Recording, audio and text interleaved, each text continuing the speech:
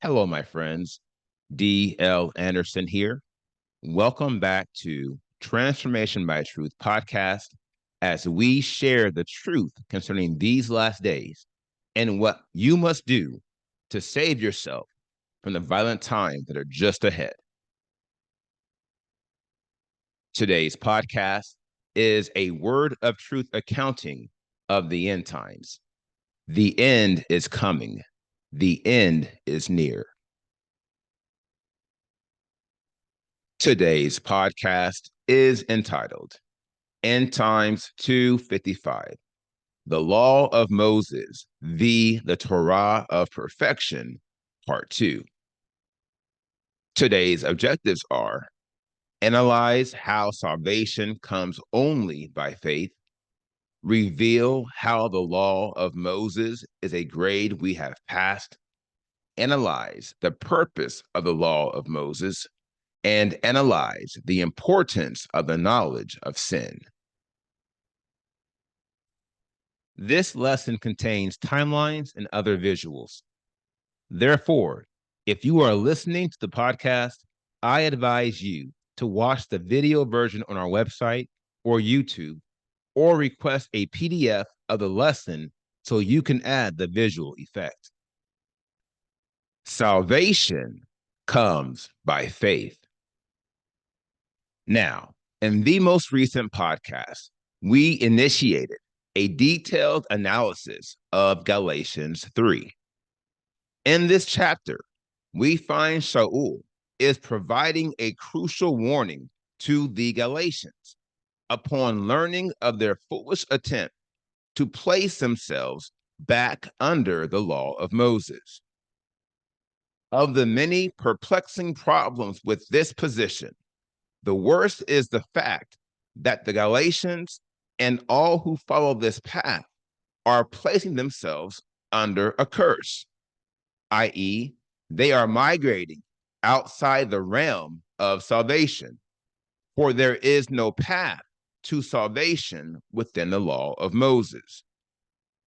For this we know, salvation comes by faith, which is why Shaul makes reference to the faith of Abraham, who was before the law, saying, even so Abraham did believe Elohim, and it was reckoned unto him as righteousness. Know then that those who are of faith are sons of Abraham. Shaul continues saying, for as many as are of works of the law are under the curse, that no one is justified by the law before Elohim is clear. For the just shall live by faith, and the law is not of faith. This line not only reveals the contradiction of faith as it pertains to the law, but it reaffirms the connection between the law and the curse. Lo, this is why we are not to seek after the works of the law.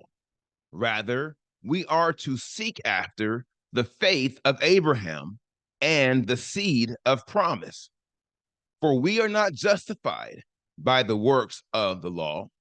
We are justified by the persistent spiritual exercise of faith. This brings us to the purpose of the law of Moses. As Shaul is revealing, the law was our schoolmaster to prepare us to receive the Torah of perfection. For as the Torah of perfection is founded upon faith, it offers us a path of justification unto salvation. Therefore, seeing as the Torah of perfection has come by Yahushua Messiah, we are no longer under the law, for there is no longer a purpose for the institution. On the contrary, the institution of the law and its currency is in direct opposition to the Torah of perfection. That is to say, the maintenance of the law upon the conclusion of its purpose, results in a counterfeit version of the law that is contrary to the will of Elohim. And this should come as no surprise to us, for this is Satanic Errors and Lies 101. Listen to me, my dear friends. Satan is doing what he has always done. He is twisting the truth to deceive those who are not consistently being led by the Spirit and hearing his voice. Thus, I call upon you to hear me carefully and consider the following interest point. The singular progressive model of the law of Moses no longer exists. Rather, it has become the foundation of the Torah of perfection. Vis-a-vis, it is one with the Torah of perfection. Therefore, all who truly follow the law as Elohim designed it in times past do so in their adherence to the Torah of perfection, which Elohim designed for the time present, to guide us as we follow the spiritual process by which we are assimilated to the image and likeness of Yahushua Messiah. Heretofore, all who claim to follow the law of Moses without adhering to the Torah of perfection have subjected themselves to an outdated system of beliefs that has been hijacked by the enemy. And alas, he is leading them down a path of endless death. A grade we have already passed. Now, the primary reason why many struggle with this truth is because they do not understand how the law was our schoolmaster to bring us unto Messiah. And thus, I will address this matter in this section. To begin with, consider your education.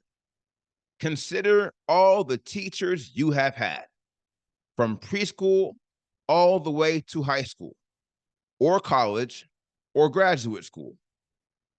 Now, ask yourself the following question. What was the purpose of all these teachers? What were their primary goals? What were they trying to achieve in teaching a new class of children year after year after year? The answer is sure.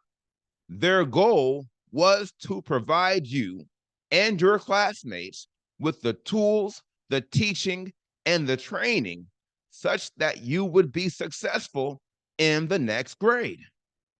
Why? Because all education processes are sequential and progressive. Such is the nature of learning. Now, here is the next question you must ask. What happens after your teacher confirms you have passed your current grade and you are ready to move on to the next? The answer: you don't stay in the grade you're in forever.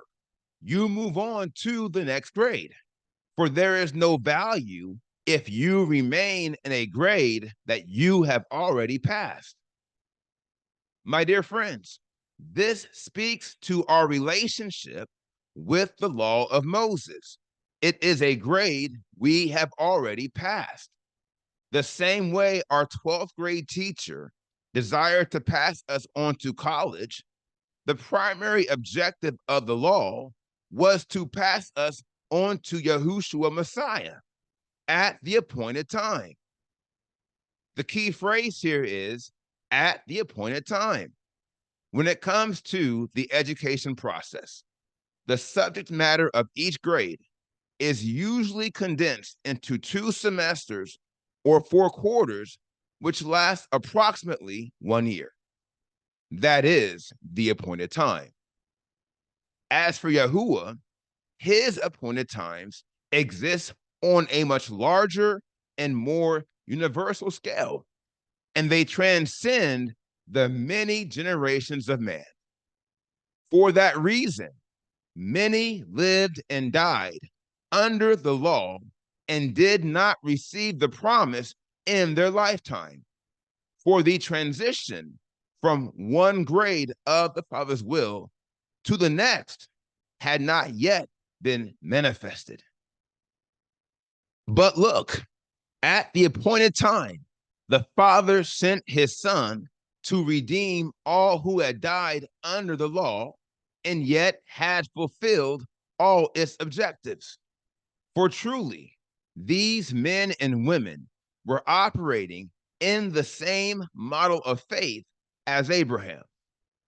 Galatians 4:4-5 reads, "But when the fullness of the time came, Elohim sent forth his Son, born of a woman, born under the law, to redeem those who were under the law in order to receive the adoption as sons." It was added because of transgressions.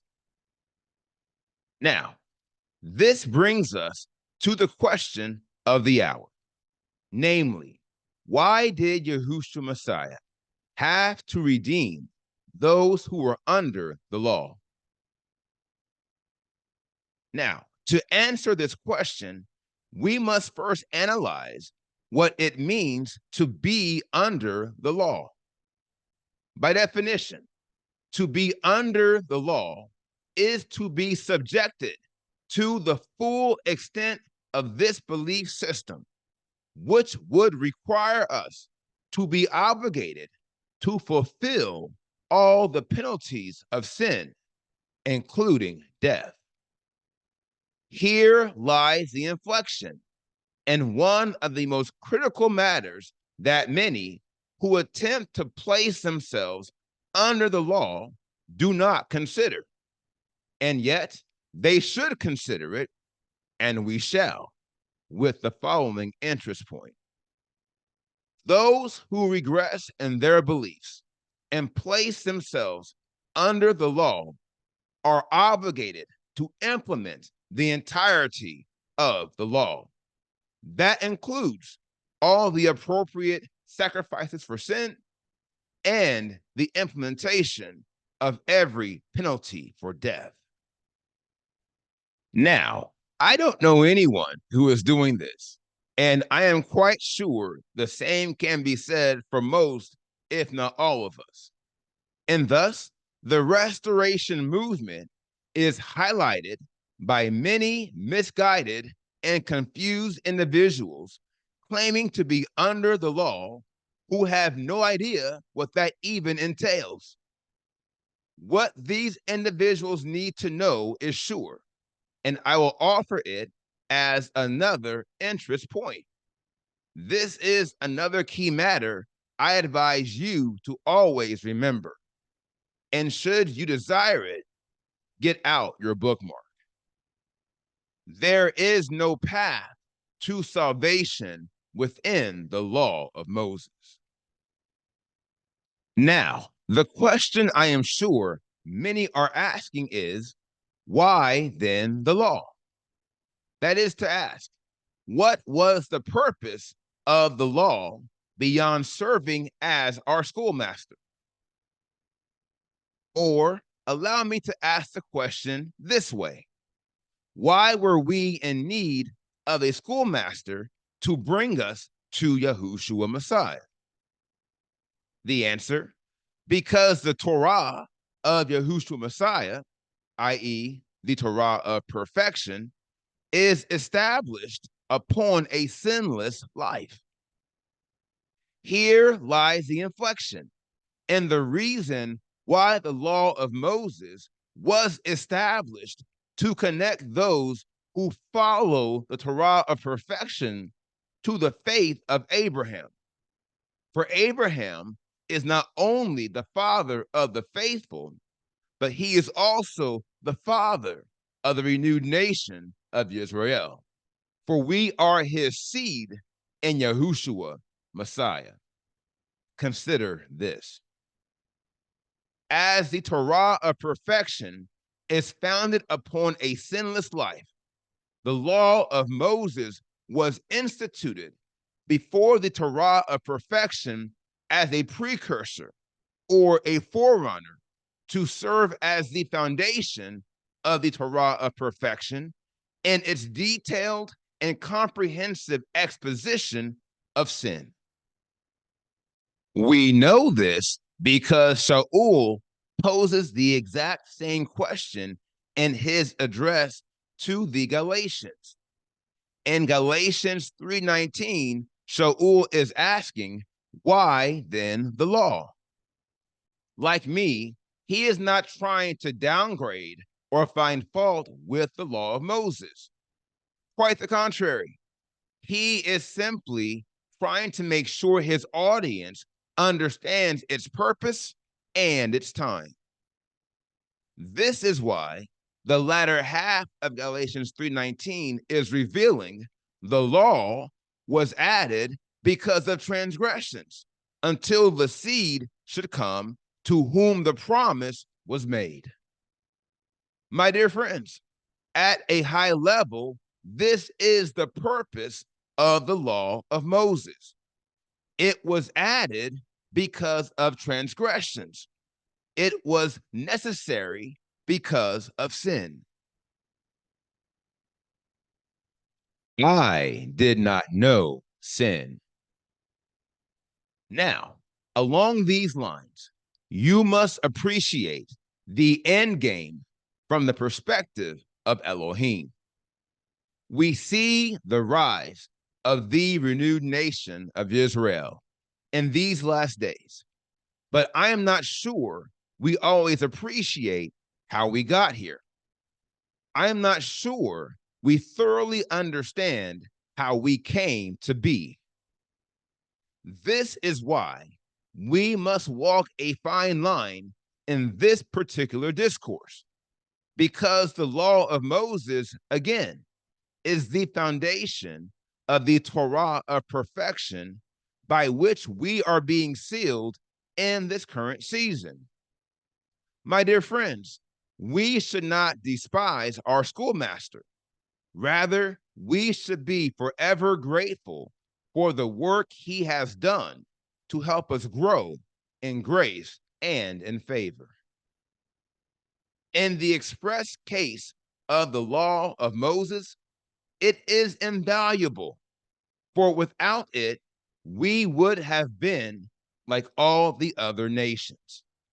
We would have had no moral compass, for we would have never acquired a comprehensive understanding of sin that came by the law of Moses in times past. Romans 7:7 reveals, what then shall we say? Is the law of Moses sin? Let it not be. However, I did not know sin except through the law. For also the covetousness I knew not, if the law had not said, you shall not covet. The key phrase here is, I did not know sin except through the law. Here again, this speaks to the purpose of the law with specific regards to the renewed nation of Israel. It is such a key matter that I will offer it as another interest point. Our understanding of sin as the renewed nation of Israel begins with the law of Moses. Without it, we would not possess the spiritual or physical capacity to guard the Torah of perfection. Now, this shouldn't be too hard to understand. Consider this question. How well would you have done in high school if you never went to middle school? Likewise, how well would you have done in any grade if you never learned to read or write? In the end, it doesn't matter how well you may think you would have done. Yahuwah Elohim is not interested in guesswork and chance. On the contrary, he is very much interested and invested in our success at every level and in every aspect of our lives. Therefore, he designed our path to salvation in a way that is firm, fixed, and progressive. And he placed the law of Moses as a bridge within the path that leads to perfection and as the cornerstone of our faith. And should we use it properly, understanding its purpose, we shall find life and we shall find good. 1 Timothy 1:8-9 reads, and we know that the law of Moses is good if one uses it lawfully, knowing this, that the law is not laid down for a righteous being, but for the lawless and unruly. These things being what they are, one final question on this matter remains. The question, how did those who were of the faith of Abraham, who died under the law, obtain salvation? This is a crucial question, which will not only close this half of the matter of the law of Moses and the Torah of perfection, but it will open the door to another. And thus, we will address it in the upcoming podcast, and we will follow the Spirit from there. Now, here is the final word. No phase in this life will ever last, and we are yet strengthened by our past. Perhaps this is the greatest takeaway thus far in this evaluation of the law of Moses and the Torah of perfection. That is, the fact that we are stronger because of the law of Moses, and we would never, as a nation, have been able to transition into the Torah of perfection without it. This matter lends itself to the intersection of purpose and time. For not only is this union the foundation of the Father's will, but it is also the basis of our assimilation into the spiritual image and likeness of Yahushua Messiah.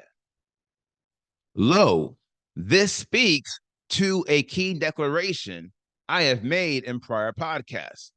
Vis-a-vis, there are only two long-term directions in the spiritual sphere of existence: progression and regression. Therefore, anyone who is not progressing spiritually is by default in regression. We see the effects of this regression clearly when it comes to our natural education, and we adequately label individuals who are challenged by learning disabilities, and we labor to support them in every way we can.